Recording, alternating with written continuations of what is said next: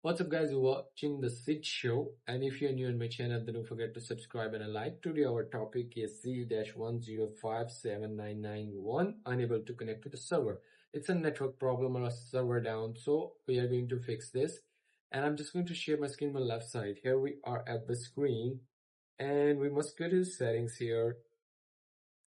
And user and accounts, you must check that user and accounts, your PSN account is logged in or not, or your console is logged in or not. You must check it in the settings, and here is the console, automatically check it, and then go to the settings and network.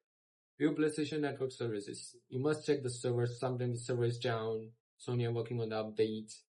Or if you get the green option here, you just set your own internet connection. If you get the red option, you just wait, so it fixes up automatically because of the server down.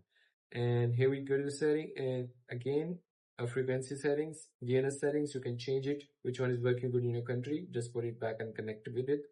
And I'm just going to suggest you use a LAN cable than the Wi-Fi directly connecting from the router to PlayStation 4, you will get the better speed.